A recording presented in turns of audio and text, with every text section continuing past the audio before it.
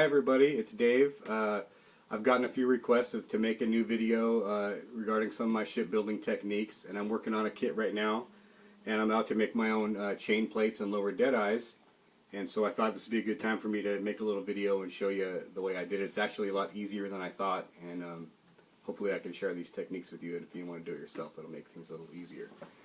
So if my trusty cameraman or woman will come in and take a look, I'll show you what we're working with. The kit is Imai Golden Hind. It's a plastic ship, 17th century.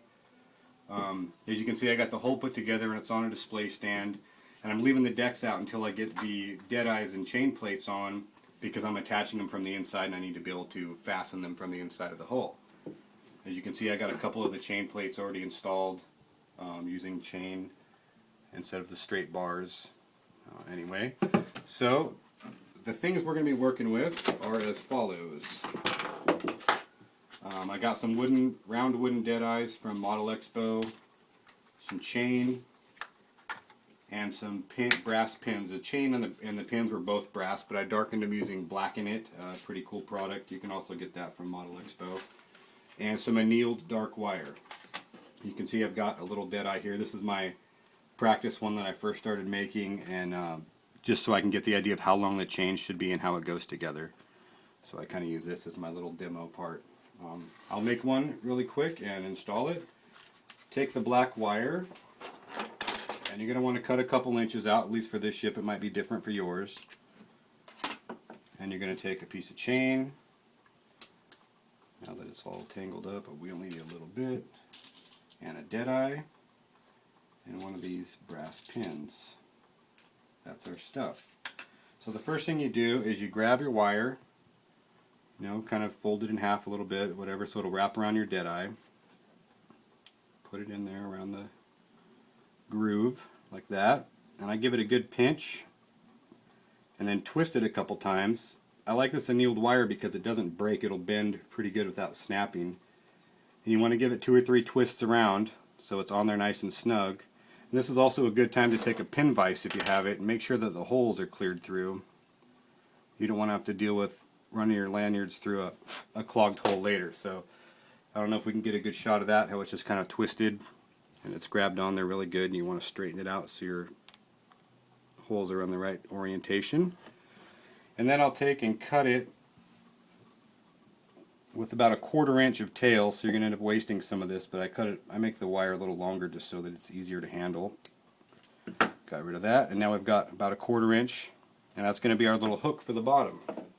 And for this, I'll take needle on those pliers, grab it and just give it a little bend, make it into sort of a hook.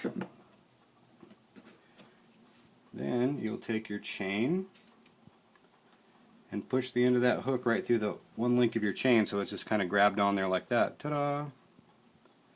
And then this wire's soft enough that you can kind of bend it and pinch it with your fingers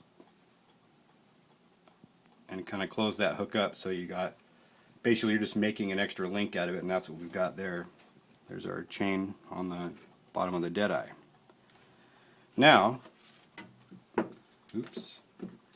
I know I'm going to need approximately 1 inch or so of chain. So I'll lay these out, or whatever, just take and cut it off. This brass chain is pretty easy to snip, so cut it off where you think you're going to need it. Excuse me. And then I'm going to bring over here, we're working on the main channel. Gives a better light in here. And then I'm going to drop the chain through the hole in the channel, which is a pretty snug fit, but these will eventually go through. Well, let's try this one over here, so I don't have to wrestle with it for too long. There we go. Dang it. Bear with me for a second. There. So there's your deadeye sort of in place. It's flexible wire, so you can get it to kind of sit the way you want. And I actually think it's backwards for how I'm going to do it, but for the purposes of this demonstration, and you can see the little locator marks for the plastic deadeye and chain plates that came with the kit that I destroyed, and or just left in the box anyway. And I drilled the little holes out where the locator pin marks were all the way through, so I can fit these pins in there. And then what I'll do is I'll take and estimate which chain link I think is going to be the one that will fit when I put the pin into the side of the hole, and that's actually going to be too tight, so I overestimated it. So you put your pin through a link and then you run it from there into the hole, and as you can see, that's a pretty good fit. It fits just about right. You got some tension on your chain. So now that I know that's correct, pull it back out and remove these superfluous links just by clipping them off. Easy peasy. And now I can install that pin sort of permanently. Actually, I do want to bend that a little bit because it seems like it's sitting at a weird angle.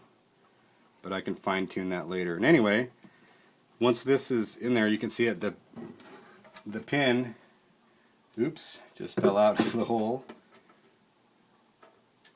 This is the only take we're going to do of this, so we're just going to have to deal with those mistakes.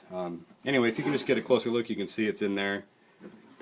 And the pin holds the chain in place. And from the inside, I'll just bend that pin over and put a couple drops of super glue on it to hold it in place. And then once tension goes on for the lanyard and the upper deadeye, that chain's going to hold it nice and tight, and everything will be perfect. So I got these ones done pretty early this morning. They were pretty quick.